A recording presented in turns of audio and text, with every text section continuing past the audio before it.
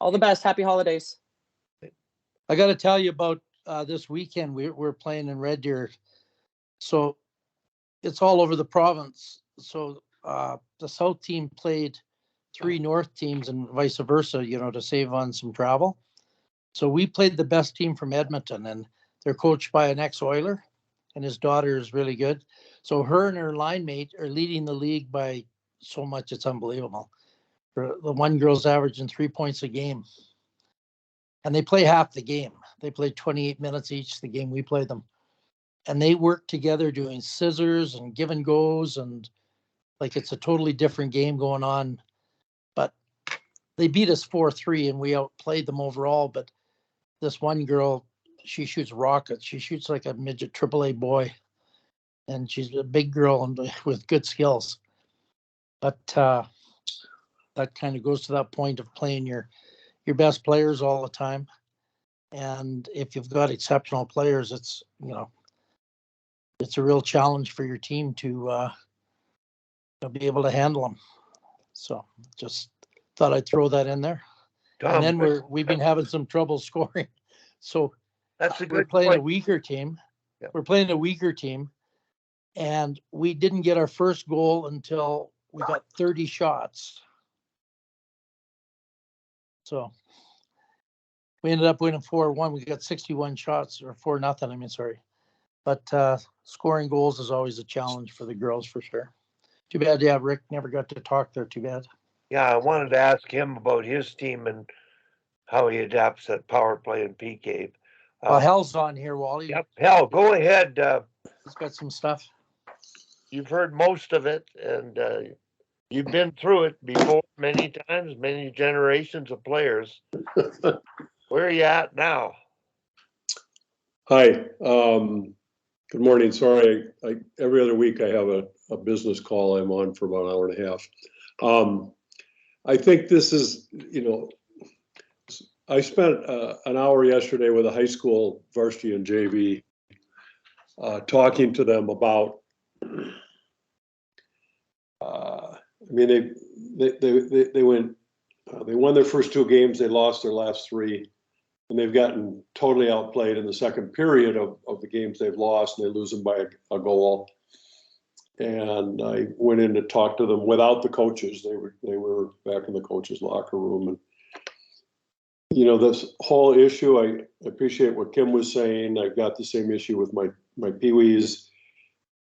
I think they know what they want to do and what they should do, but their skills betray them a little bit. And I think we have to be careful, those of us that have played and or coached at very high levels, having sometimes unrealistic expectations on execution of younger kids whose brains haven't formed totally yet.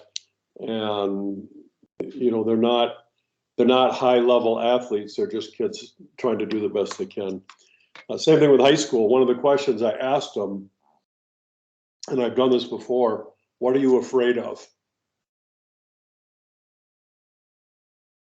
And like any lawyer who asks a question, you already know the answer, but you're trying to elicit it out of the group. And I got the standard answer is I'm afraid to make a mistake that costs us a goal.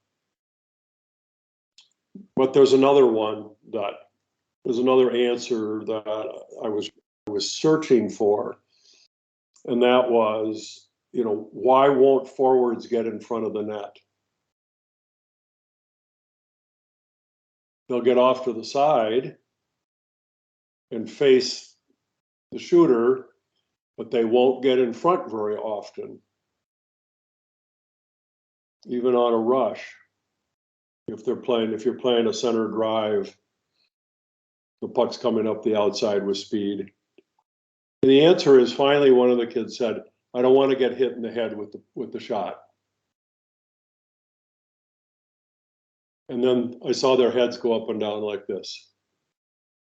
Yep. And so, that's a real fear that they have. So as coaches, we're always trying to get the kids in front, take the goalie's eyes. But the kids, they understand that. They understand English or Canadian. And but they don't do it because they're afraid they're going to get hurt, or their teammate's going to hit them in the head with a big heavy shot that's coming in head high. And so we had a conversation about how can we make this work so as a team we can score more goals. And of course the answer is if we're going to shoot, we've got to shoot lower, and we might have to pull off a little bit because the object is to get the puck into the crease area. And if it doesn't go into the goal, then you have a teammate that has the opportunity to tip it or knock it in, or you get something to happen. So this is the fascinating part about this game is, in my opinion, is those of us who have been doing this forever, we have all this knowledge, but getting the knowledge into the players and in a meaningful way so that they can learn and grow with it is the super challenging part, in my opinion. And having great coaches, I was talking with the coach of our girls team this morning, who's a good friend of mine, and he sends out the practice plan the night before. And one of his players recently told him, they said, Coach, you're the first coach that's ever done this, and I super appreciate it because I'm dyslexic. And I need time to look at it before I come to the rink so I know exactly what we're going to do. And if you draw it on the whiteboard, I have no clue what you're talking about. So, again, reinforcing some of these things that coaches can do that make the little things that can make a big difference. They skate 90 minutes. The coach tells me he thinks those kids get at least 60 minutes of on task in a practice. Violating the 3-to-1 rest to work ratio, but they're always moving. These kids are always moving in practice and doing something that actually matters. So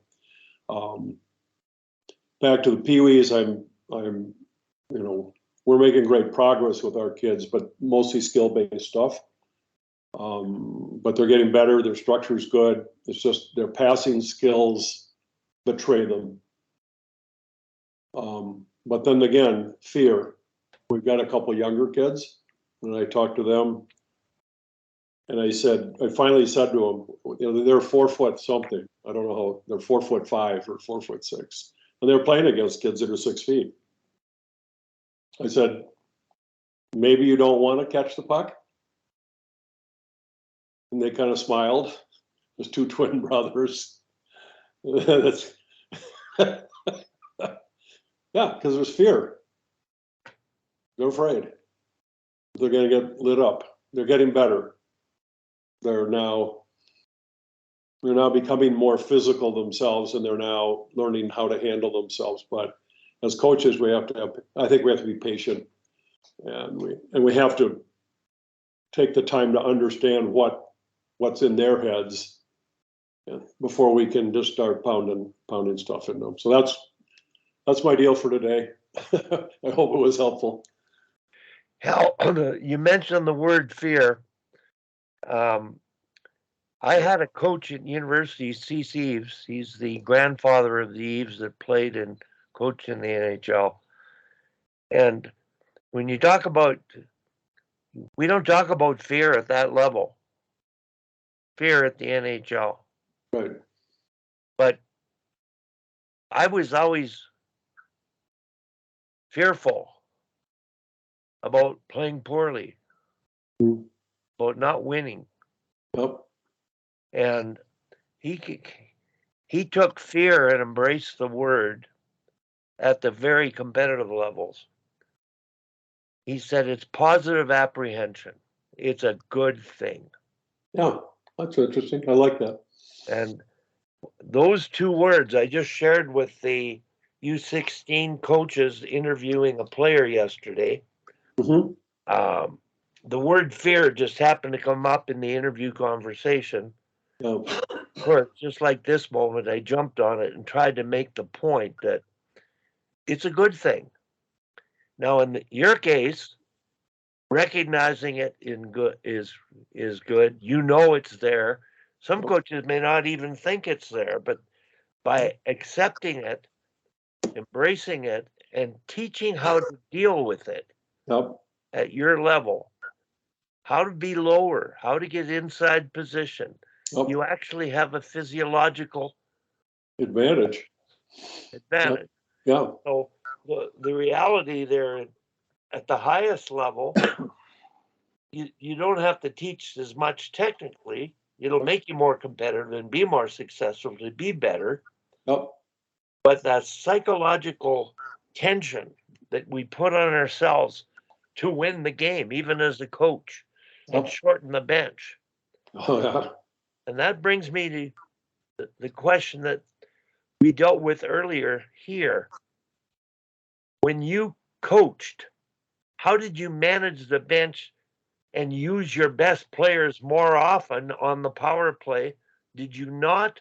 How do you manage the bench so that everybody's happy and you can have success as a team? I'll answer that. I wanted us to also say when I talked to the high school boys yesterday that you have hockey is a game that requires a lot of courage because you're going into battle and it's tough, but courage and fear kind of go together. And guys that have a lot of courage. So what is courage? Courage means I'm willing to block shots. I'm willing to accept a role on this hockey team. Because I also asked them the question, every team you've been on, who scores most of the goals? How many players? 3 or 4. Well, then what do the rest of the guys got to do?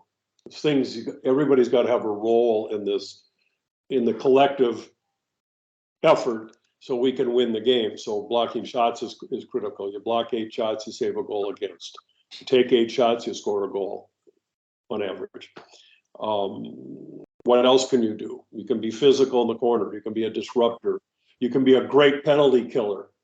So to answer your question, Wally, it's finding the roles and celebrating those other players for their successes and their participation in the success of the team. Whether that doesn't mean they win the game, but maybe it's a very competitive game.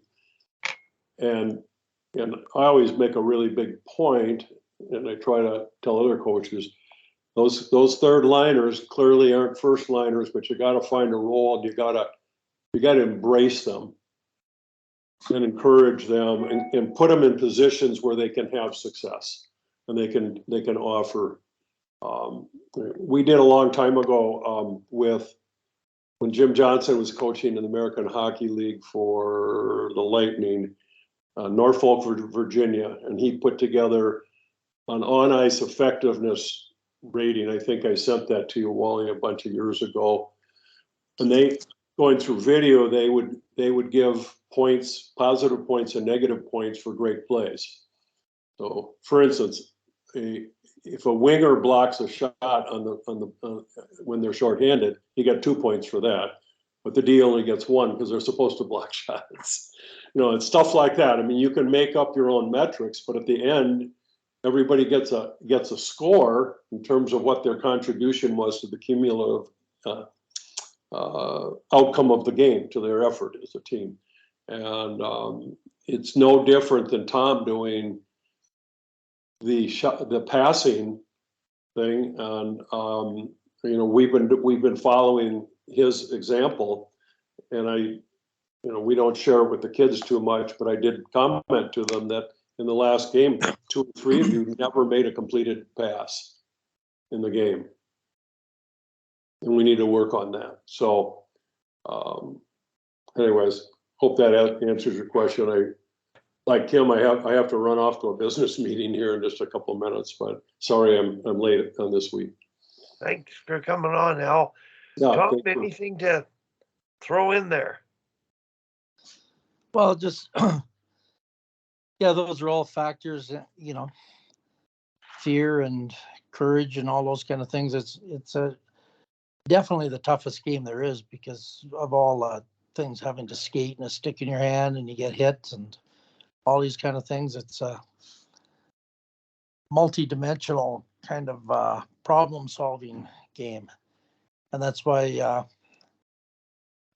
it's a challenge of coaches to identify with all these kind of things and smooth them out, I guess. Yep. Tom, have you, in our day, Hal and Tom, we know what throwing snow is. Fear. You put the brakes on so you don't go in the corner. I've never noticed that in girls hockey. Have you, Tom? I see them going in and I think, holy jeez, they're going to get killed.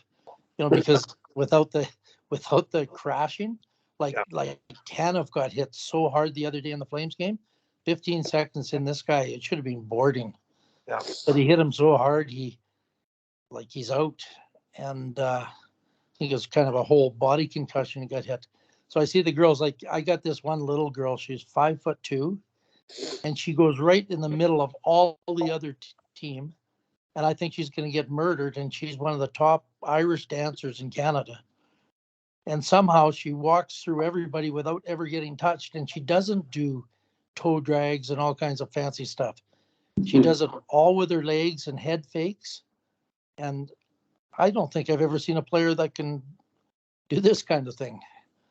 It's amazing. And, but there's absolutely no fear there. Because it doesn't matter how big these, and then she takes it off like that big player from Edmonton. She was taking the puck off her because she just gets in there into the hands, skates through the hands, and she's such a great skater that she's really effective.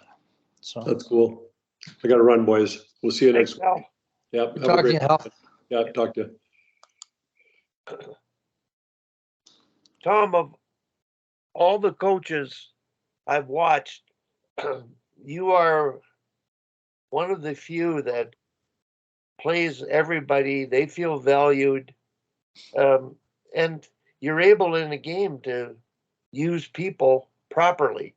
They get ice time at the right time. They've earned by their performance in that game.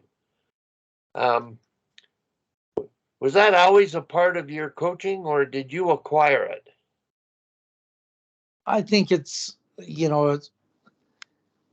I think when I first started coaching, I may play my best players more than I do now. But in all the situations, but I decided, well, Peters used to say, the Bemidji coach, he'd say, you're only as good as your weakest player. So I think during the season, the job is to get everybody that they can get the job done. They're not all going to be goal scorers, but there's a lot of important things that happen in a game. So, and even when I taught, I always did intramurals, and ran the phys ed program, and I asked everybody what they wanted to coach, and people want to coach the senior teams, and I'd take on the junior teams that nobody wanted to coach. So it's kind of been my philosophy the whole time is, everybody should play. And I still have a memory of, I think it was grade 7. And it was the only time I never got to play in a game in my life. We had a whole bunch of players on the junior basketball. Yeah. And we played this whole game, and I never got in. And I just thought that was such a rotten thing because I went to practice and all this kind. And I was just a terrible basketball player, and I was absolutely tiny. But I never thought that was a point of to win a junior boys basketball game isn't that big of a deal. Yeah. See, Tom, there's a point when, let's say 11, 12 years old, whole ice hockey. Right now, I believe all the competitive teams, and all teams are competitive, so that's every level. The best players are getting those opportunities, and the other ones are losing confidence. More parents, there are parents who don't speak out if their kids don't play because that's the way it's done. And the game now is. I think the players vote on this, Wally. when we're losing 70% of the players in almost all sports at 14. Yeah. So the players, now this is a time they're just going into high school, right? Yeah. That's when they vote and they just don't play. Because this guy wrote this book, former NBA basketball player, and it's called Just Let Them Play. Yeah. And the ask the kids to rank why they play. And the biggest reason they play is to have fun. And then there's all kinds of things of friendship and all this sort of thing. Yeah. So, I mean, how much fun do you have sitting not playing? So, and it's been the problem. Like I remember in Little League Baseball, and this was a zillion years ago, it was in the 50s. We were maybe the best baseball Little League team in the city, and we're playing a playoff game, and the ump about 3 times in a row lost the count. And our coach pulled us off the field, and we were eliminated. And that, 6 in my craw today that he thought he was so important, and that it was that important that the count was 2 balls and 1 strike and not 3 balls and 1 strike or something like this. Wow. So people can get carried away with things. Yeah. Yeah. Well, Tom, I wasn't sure where the session would go. I'm glad Sammy came on. Yeah, we never heard from Rick at all. I would have liked to hear. Yeah, I might give him a phone call later, and maybe it's a cell phone call. And if I do get him, I might call you, and the 3 of us just talk about what he was dealing with, what he deals with out there. It's a different kettle of fish, that's for sure. But well, yeah, it's the kids that didn't make junior, so they pay to play junior. Yeah. And I got asked a couple of years ago to coach a team like that in Jasper. They were going to have a team. Yeah. And I said, I don't really want to move away from home to do this, but yeah, it's a different concept for sure. Tom, your grandson played for a global coach in Kindersley. And he ran the ice time 2 days ago with the U15 white team. Well, she did interviews with players on the bench, and I sat in on them. But he really spoke highly of your grandson and his ability and how he was his go-to guy in Kindersley. And I just want That's good to hear. Pardon? That's good to hear. Yeah. He's in a bad situation right now because he got to offer a lot from Div 3 schools, and he could have been kind of a spare part at Mount Royal and Sate, I think. They wouldn't guarantee how much ice time. So he went out to Nanaimo to this, I think it's Vancouver Island University or something. They got the league. And now they're talking about folding the team. So they made that commitment to go out there. Their plan was to bring in guys like him and, junior guys and up the program and get into U Sport, just like Trinity College did, or Trinity University, whatever it's called. Yes. Yeah. And now it sounds like he'll be back home, I think, next week. I'll talk to him, or they're talking about folding the team, and now all these guys are kind of hooped. Okay. They'll change schools or go there to university, but no hockey. And yeah. Well, Tom, between you and me, I have to let you know what's happening with me. It's really been a tough. You should turn off your recorder then, Molly. Yeah, I will right now.